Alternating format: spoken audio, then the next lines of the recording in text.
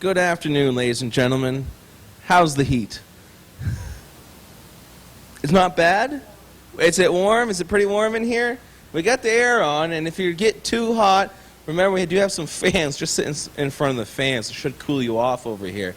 Man, I didn't know Montana could be so hot. And I'm from North Carolina. It gets hot out there. It's not even warmed up yet. I don't know how much hotter it can get out here. Let's hope things cool off. Welcome to the 10 of Many Voices. My name is Aaron Gross. I'm a park ranger with the National Park Service, and I'm on this mobile exhibit, bringing this bicentennial across the Lewis and Clark Trail, bringing the stories of the people, the local people, and people who are far away of the Lewis and Clark story. What happened 200 years ago, what's happening presently on the trail, what's going to happen 200 years in the future. And at this hour to talk to us about the Salish perspective, we have Tony Incashola, who is the director of the Cultural Committee. And he's going to say a few words to you guys. So let's give him a nice warm welcome here in the 10 of Many Voices. There you go. Saying that, hand it over to you, Tony. Okay. Thank you. And it's kind of warm to be sitting around out here. I hope the air conditioner is working. First of all, I'd like to say thank you for being here. I know there's many things that's going on around the big city of Missoula. I was born and raised here, well, not here, but in St. Ignatius. So then I had the opportunity to be raised by grandparents. That's probably a big plus for me. Reason why I still possess my language and my culture. The Salish people consists, you know, when you talk about the Flathead Indian Reservation, you're talking about the Confederated Salish and Kootenai people.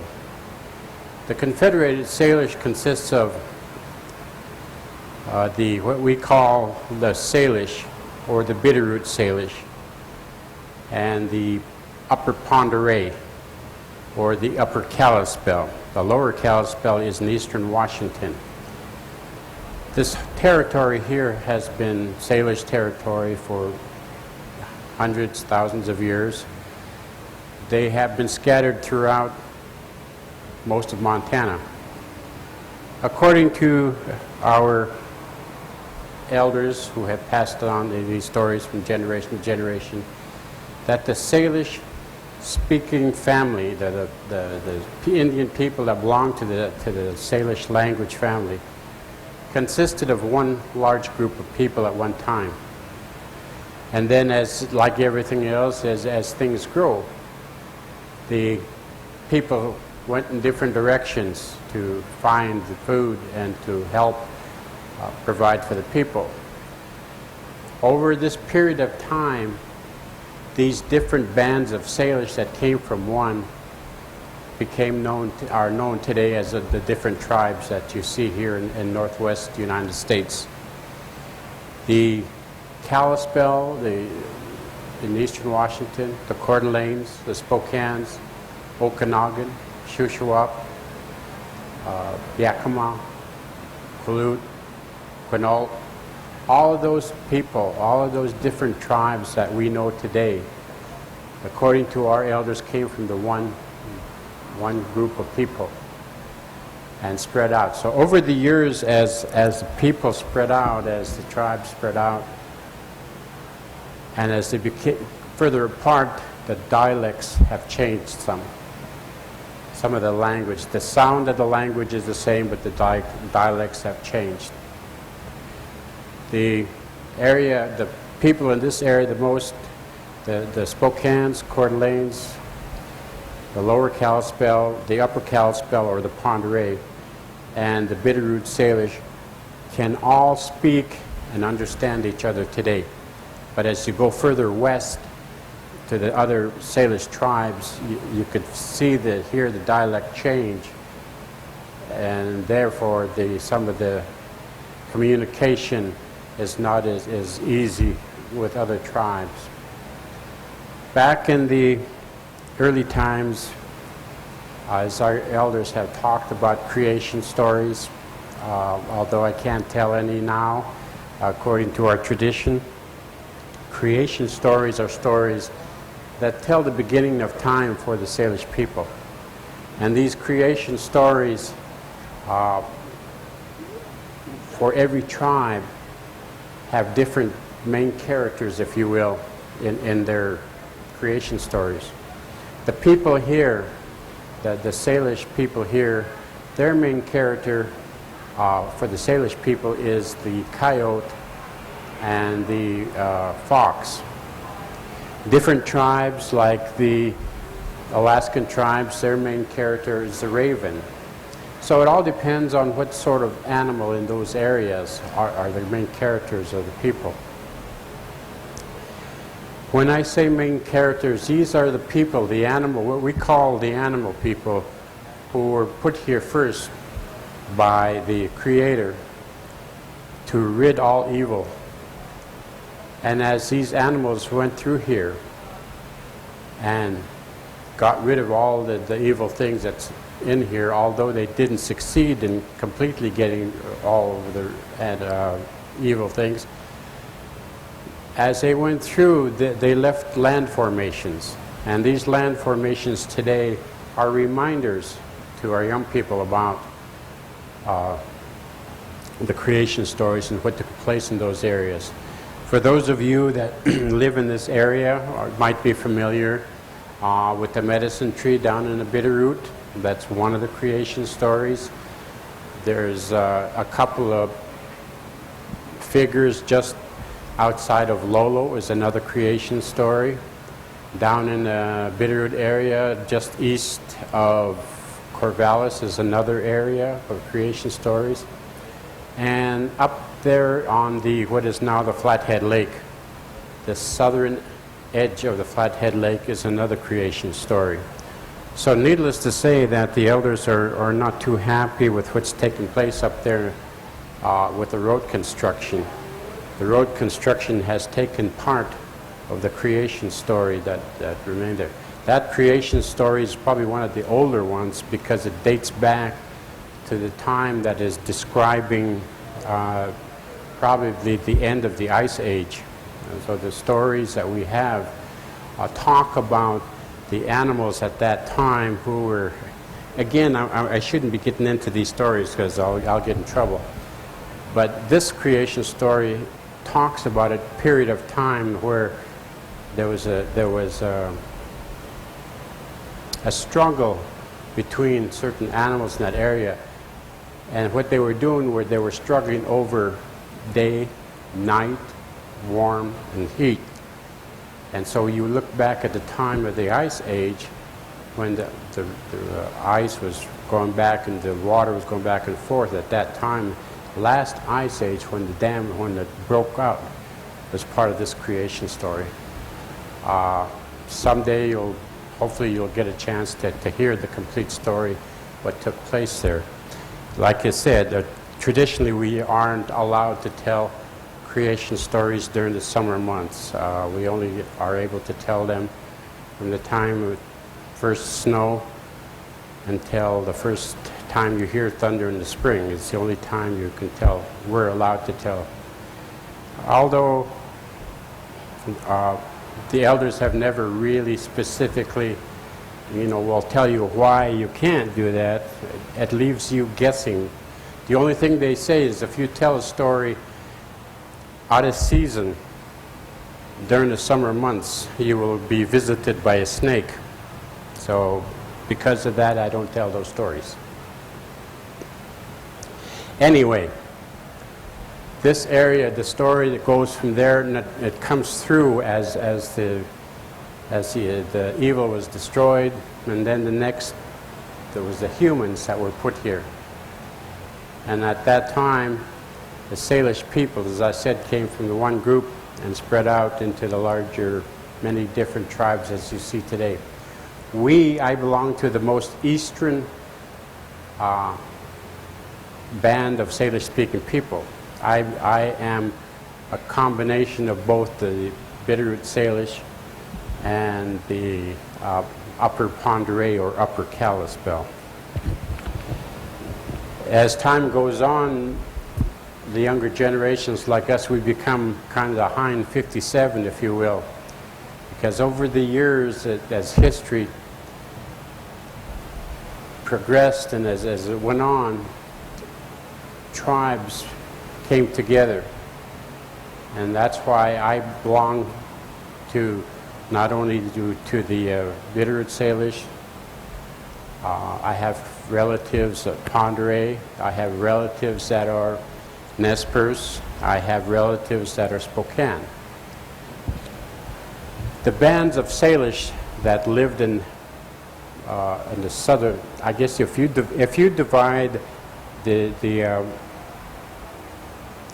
Montana the way it sits now, kind of like the bottom half would be occupied by what we call the Bitterroot Salish.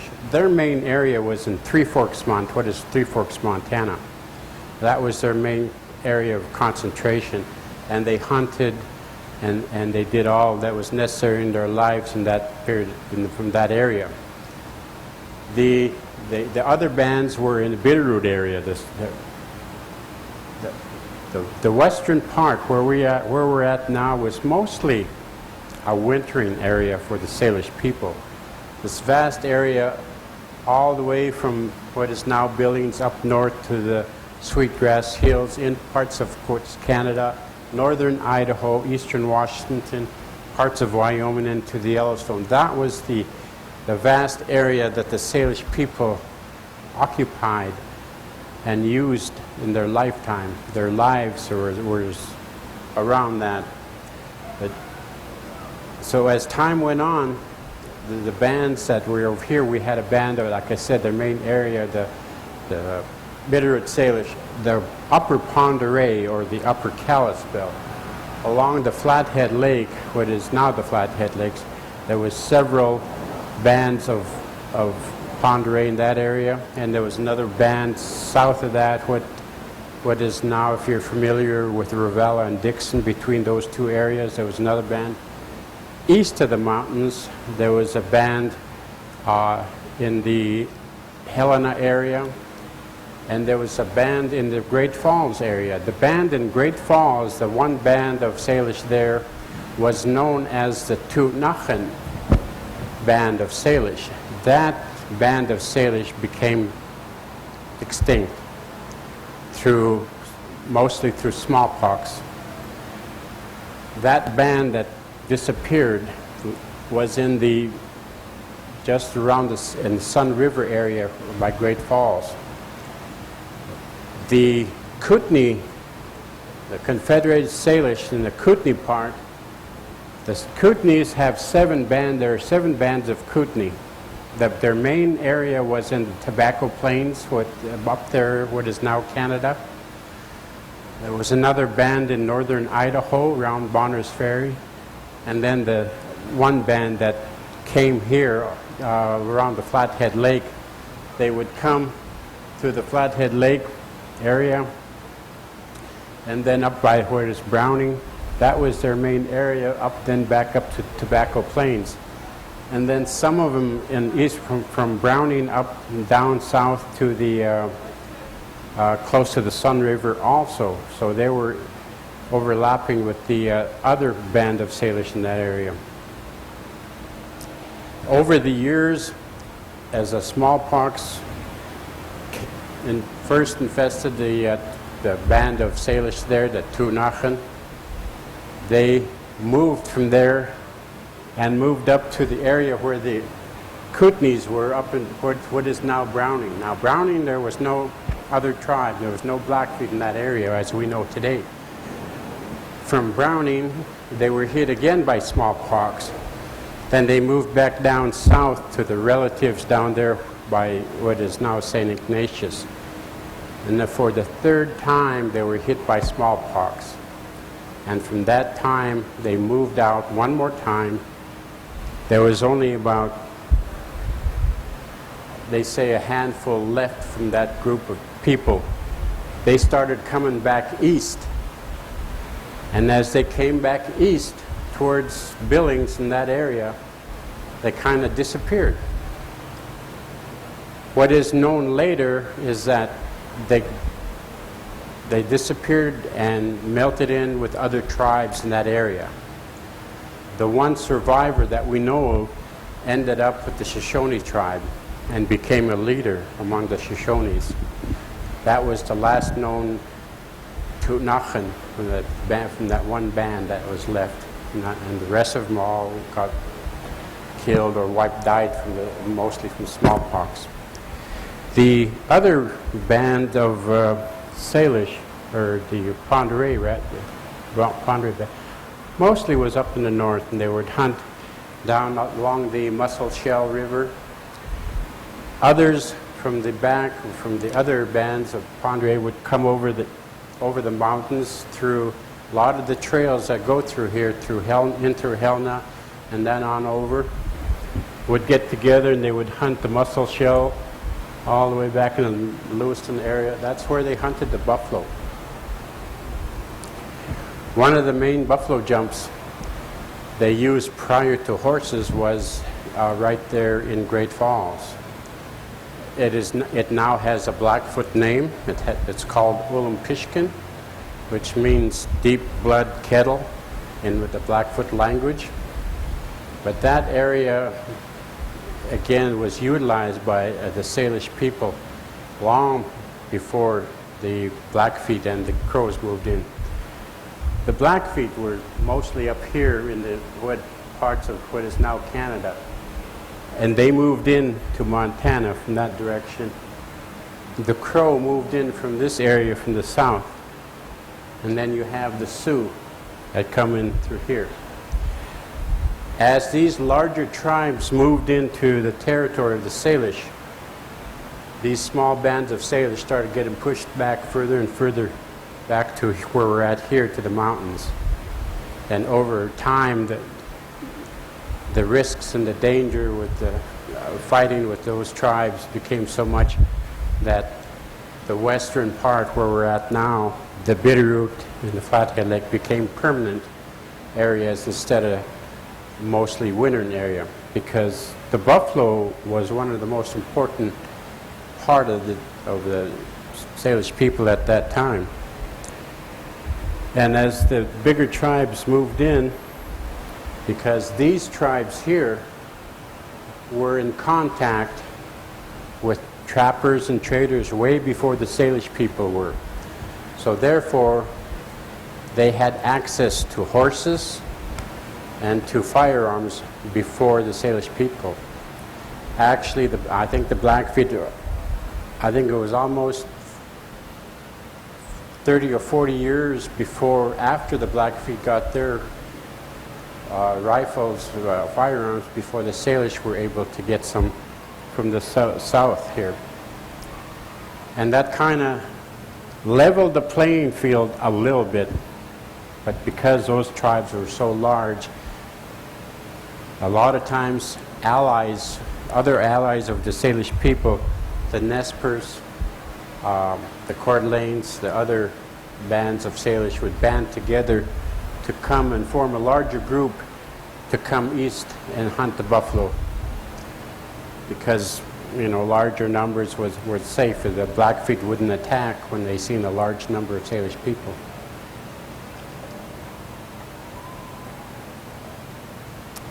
The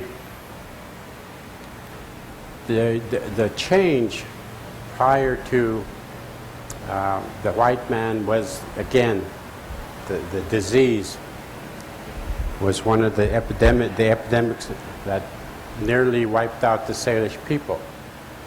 A lot of the historians and people, some of the elders that have some information that we have, say that at one time there was anywhere from 30 to 40,000 Salish people before the disease epidemic of the smallpox hit, and that dwindled down the numbers to less than 2,000 before started gaining ground again.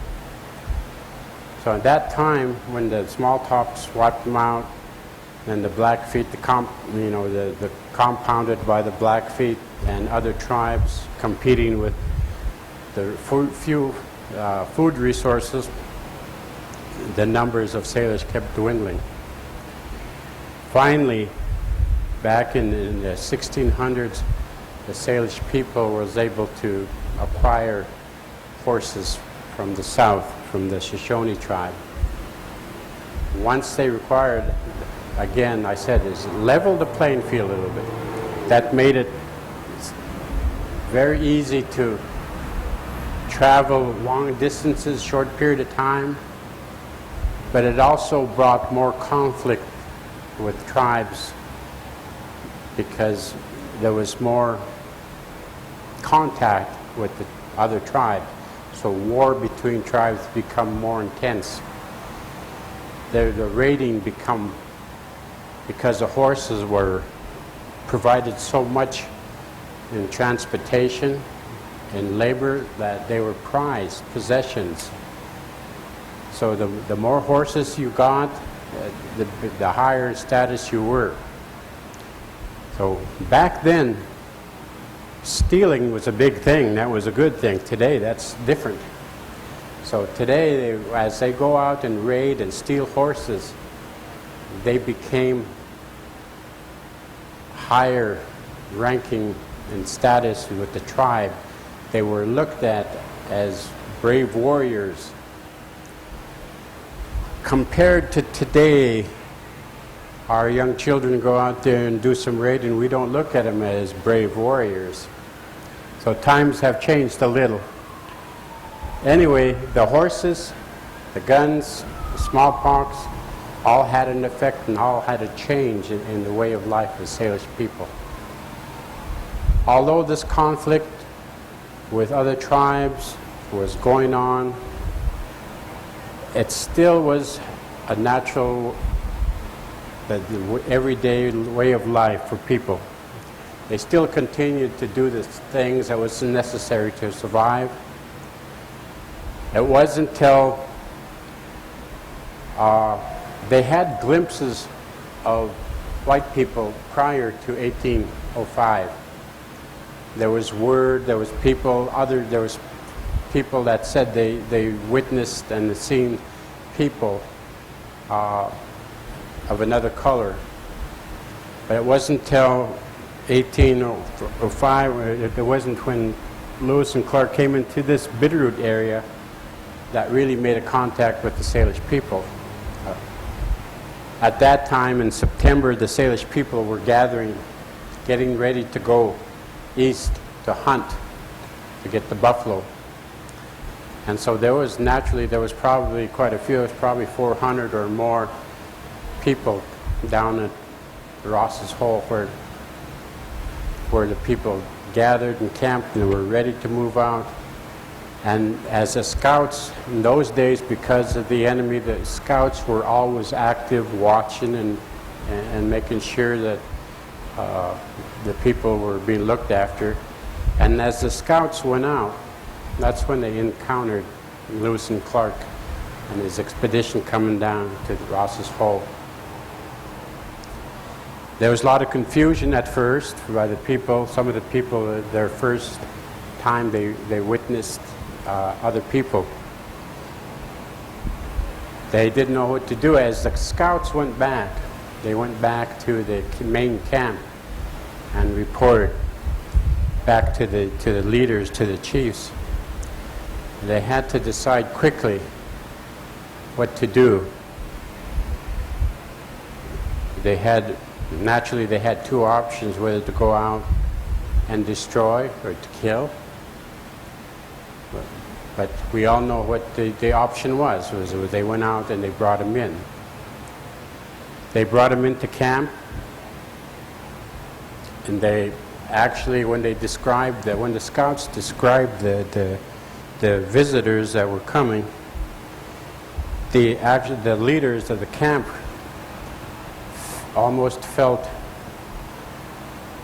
sorry for these people, that they thought they were sick because their skin was so light and pale.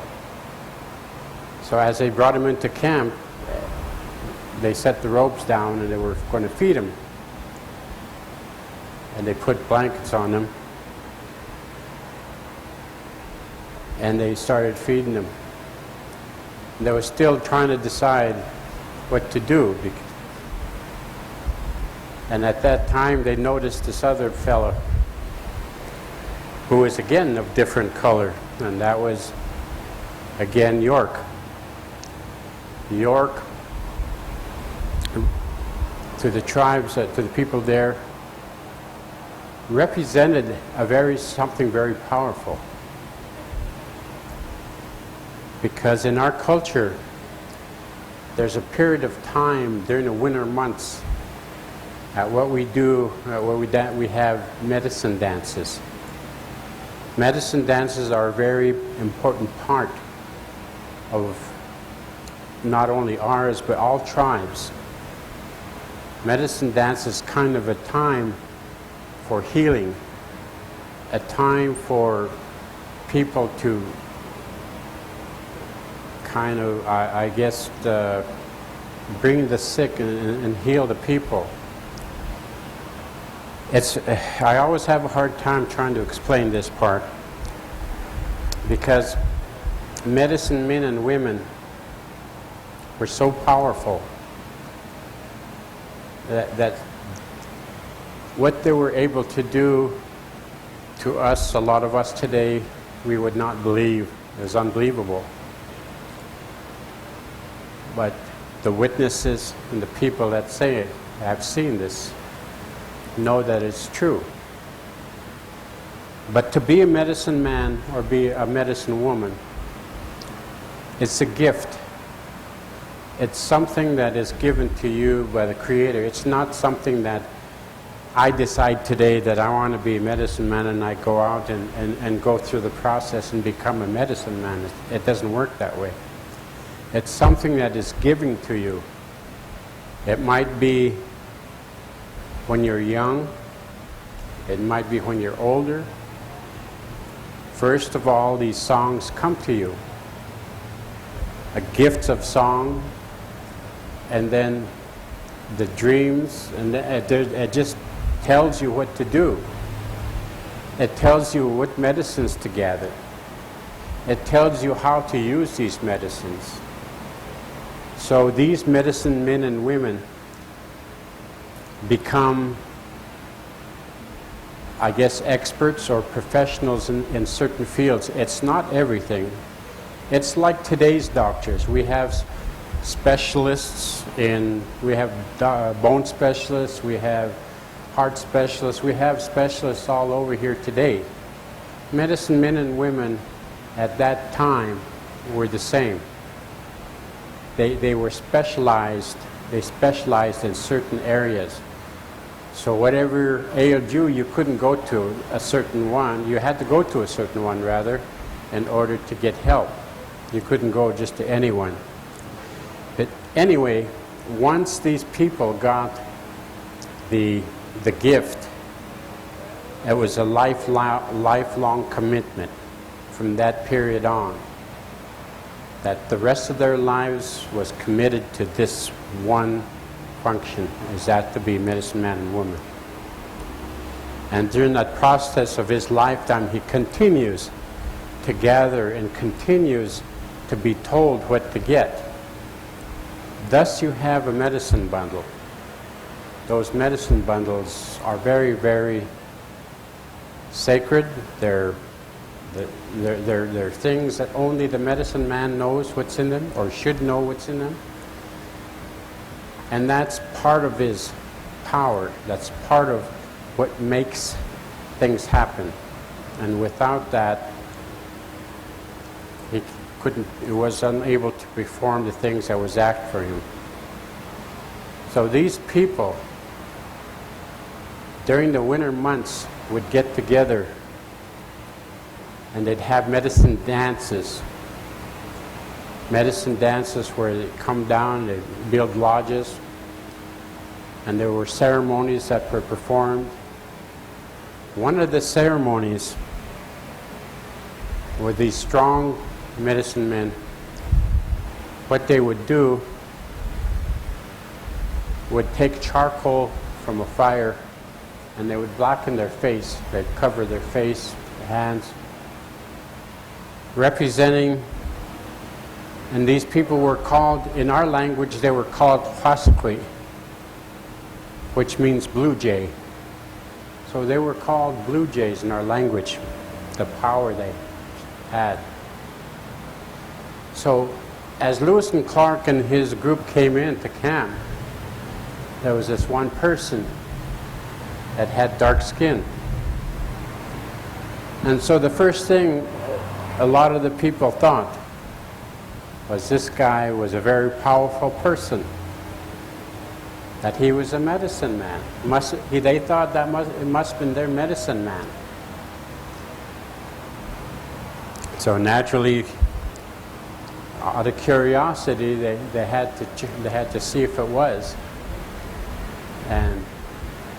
But the charcoal didn't rub off of him. So I don't know exactly whether they believed or whether they had added more confusion to the people there, why that happened. Because communication was very hard at that time. There was a lot of sign language that was mostly taken care of, but that was how you communicated back then. But anyway, it was decided to help these people because they thought they needed the help. They thought they were hungry and that they were sick. On top of that, their horses weren't looking too healthy either. So that's when they traded horses. And that's when they stayed there for a few days. And that's when they guided them and showed them up to the Lolo area. They rode with them part way from the Ross's Hole. We took them up here and got them in the right direction, and then they went back. Then they continued their hunt to go hunt buffalo hunting. That was their brief encounter with Lewis and Clark. Little they know that would be, the change would even be more once that took place, once they had. I think that was a lot of the confusion, was that they didn't know whether that was going to add more to what was taking place already with their wars and their conflicts with other tribes, their competition for the resources that were here. But they let them go and let them go on. And as time went on, and as more and more people moved into this area, again, forced the tribes into smaller groups. Then in 1855, when homesteaders moved in, looking for homes, looking for land to put in their gardens and their to plow. In 1855, after the governor went through here, the territorial governor went through here and seen the need for the homesteaders, that was when he came to try to make agreements with the tribes. Thus, the Treaty of 1855. And the Treaty of 1855, although the land that the Salish people occupied, in order to retain part of their life, part of their way of life, they ceded over 20 million acres of Aboriginal territory that they utilized, that they hunt and lived in, for a promise that 1.2 million acres would be set aside for them, for the tribes, explicit use for them only. But as we know, as time went on, things changed. More land was taken. At one time, the tribes owned, because they were taken from outside and were trying to be taught to live a different style of life, to be farmers and to be ranchers. Very few people survived. Very few people accomplished that feat. We had a few people that made it and became cattlemen, but the rest of them failed. So in the process, like everything else, the mercantile, the people gave them the implements and the seeds and whatever is necessary to create a farm. They weren't farmers, so they didn't know how to do it. So naturally, their crops failed. In order to pay for the implements that was given to them, they sold land. And so they started losing their land.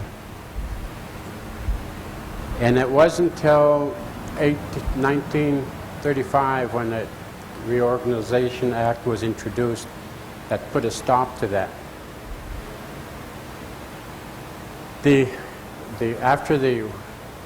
When they were put on reservations, when they ceded all this land and retained the reservation for their homeland, the Allotment Act, the Dawes Act, was introduced, and each tribal member at that time was allotted either 160 acres or 80 acres, depending on what part. If it was on a lowlands, it was 80 acres. If it was a wooded area, then it was 160. When they did this, then they decided there was a little over 2,000 members at that time, and after that was allotted, the rest was declared surplus, and then homesteaders were allowed to buy. And again, I said it wasn't until 1935, when the Reorganization Act was put in place, that this stopped. By that time, the reservation, there was the tribe's ownership of the reservation was just a little over 30% of land ownership. The rest was all lost. Today, with the Reorganization Act, the tribes have been purchasing land whenever they have money available. They are now back to a little over about 62% ownership of the reservation. So that's a quick shot from the beginning of time, from creation, when the land was utilized and was part of their life, part of the life of the Salish people to live and to survive, to today, back down on the reservation where survival is very hard now. The culture is still strong. The culture is part of survival, and that's my job is very difficult, to try to convince our young people the importance of the language, the importance of culture, because language and culture is important to any race, whether you're Japanese, Chinese, German, Swede. Your language and your culture is important to you, because that's where your identification comes from. That identifies who you are, where you come from, where you belong, where your values are at.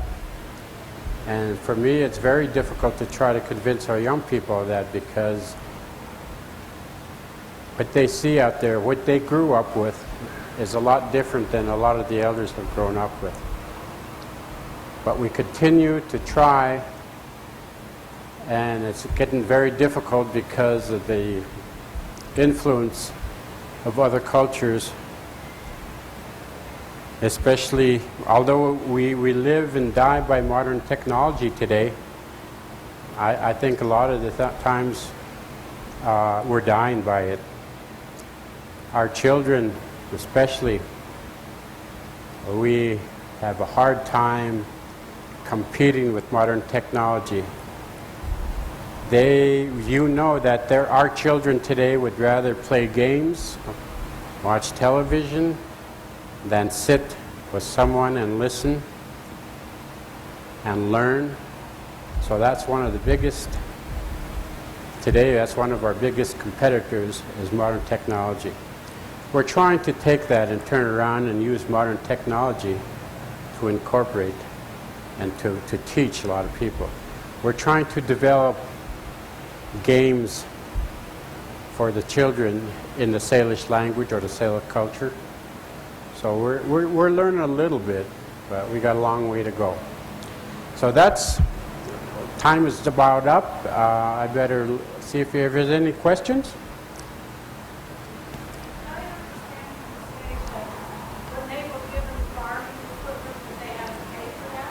Yes, it was just like anybody here. When you're given farm equipment and you need farm equipment, you need seeds. The only places available was the mercantiles that was kind of sparse throughout. That they offered and they gave that's where they bought the seed. That's where they bought the equipment from. And so naturally, if you borrow something and you can't pay it, you have to pay it somehow. So the only thing that they had was land, so that's what they sold, the land, to pay for their debts. Any other questions? I know it's a short time to try to cover thousands of years. I always have a difficulty trying to pick out which ones to share with you. Thank you very much.